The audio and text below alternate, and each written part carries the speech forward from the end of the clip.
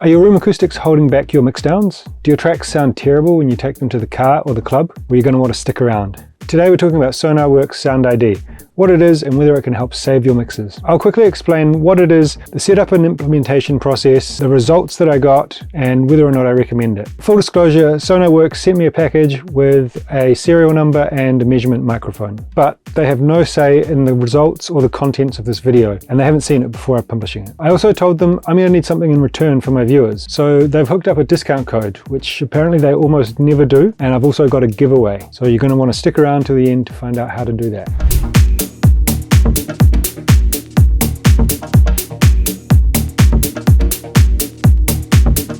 What is SONARWORKS SoundID reference? There are two parts, SoundID reference for headphones and SoundID reference for speakers. They've also just released a virtual monitoring add-on which simulates different listening environments, different speakers, all that kind of thing. But I haven't tried it, so I can't really comment on that. For the headphone correction, they've measured multiple sets of a given model of headphone and created an average frequency response curve. The library of headphones is huge and covers most relevant makes and models. For example, my Sennheisers, my HD25s and HD650s are both covered, as well as my III TMA2s. The SoundID software then applies a corrective EQ curve to flatten the response of your headphones. This is much more simple than in the speaker version, as the sound is going directly from the headphones to your ears and is not impacted by the environment around it. Do I recommend this? Yes, it's great. When it comes to the speaker correction, things get a little bit more complicated, but in short, SONARWORKS measures the frequency response of your speakers in your room at your listening position and then applies a corrective EQ curve. This is intended to flatten the frequency response of what you're hearing at your listening position,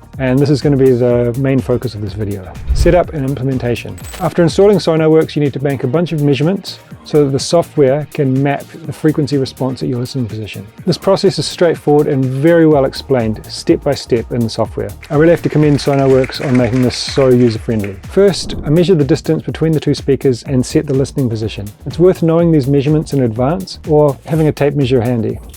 In my case, the software got it pretty close, but I had to just nudge the values slightly to get them right. Next, the software guides you through the process of measuring 37 specific points around your listening position. I used a mic stand set to ear level just to create some consistency. I'd really recommend doing this as it removes one of the variables from the measuring process. Once completed, you get a calibration curve showing the frequency response of your system, and this is what is used to apply the corrective EQ in the software. It only takes around 20 minutes to complete the measurement process, but I recommend setting aside a bit of extra time as you're probably going to want to do extra measurements. I know I did. And if you do multiple measurements, you'll probably notice that each one is slightly different. One improvement I think SONARWORKS could easily implement is allowing the user to apply an average of multiple measurements. This would help to alleviate any inconsistencies in the measuring process and at the very least give the user a bit of peace of mind. To apply the corrective EQ, you need to open up the SoundID software and set up your audio interface, in my case the Audient ID22. Once that's done, you select the measurement profile that you want to be applied. This can be done in one of two ways, either with the system-wide application, which takes all of the audio from your computer and routes it through the SoundID software, or inside your DAW there's a plugin which you put as the last thing on your master bus.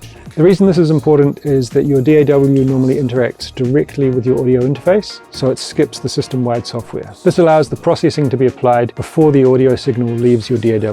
The plugin version and the system-wide version are both accessing your audio interface directly, so there's no need to worry about the processing being applied twice. The downside of the plugin is that you do need to remember to turn it off before you export, but the software does give you a handy pop-up reminder. As I said, each time I completed the measurement process, the results were slightly different. However, it did show a distinct pattern in the frequency response. In my case, in order to select the calibration file to apply, I just listened to the different measurements using some reference tracks that I know well. I selected the one that I felt sounded the best or the most natural. This does rely on user discretion as to which profile they'll pick, and I think this is another great argument as to why having an average from multiple profiles would be such a valuable add-on. So here we have my results. This is the profile that I selected. Here's a couple more so you can see what I was talking about, that each time it measures, it's slightly different. So we're still seeing a calibration that wants to pull out something around between this 100 and 200. It wants to add a boost here about 250 and a couple of other small boosts and dips. Above 1K, it all seems to be pretty flat, and that was consistent across these different profiles. So as I said, to select this one, I just listened to some reference tracks and chose the one that sounded the most natural. The thing that made it really convincing was opening up some of the projects, my work in progress, and then listening to some tracks of mine that had been mixed by other people, as well as some tracks that I know really well from other producers, and then comparing them to what I had with and without the correction on. The tracks that have been mixed outside of my studio didn't seem to be impacted as much by the correction curve, which was quite interesting. And with the correction applied, it allowed me to hear some mistakes in the frequencies of the projects that I was working on. My recommendations. Now, I know a thing or two about terrible room acoustics. While it may look and sound great in here now, it hasn't always been that way. When I first played music in here, it sounded so bad I almost cried. I've done a lot of work to get it to where it is, and I've made a lot of mistakes along that journey. So do I recommend SONARWORKS SoundID Reference? Yes, but, and this is a big but, only as the final step, the icing on the cake, if you will. SONARWORKS is not an alternative to acoustic treatment, and it will not solve the acoustic problems of working in an untreated room. The first thing you should do is get your listening position dialed in and get your speakers set up correctly. These things are free to do, and it's going to make the biggest impact on your results. I recommend checking out AcousticsInsider.com for a free guide on how to do this properly. I've also got an amazing YouTube channel with so much knowledge on there. And please, don't rely on the 38% rule or any of these other rules. They're not right for every room. Take my room, for example. I'm set up against the long wall with my speakers straight up against the wall, but this is just what sounds best. If you do it yourself, you can make them for a fraction of the cost of buying pre-made ones. Check out this video on how I made mine. They're cheap, easy to build, and most importantly, they work.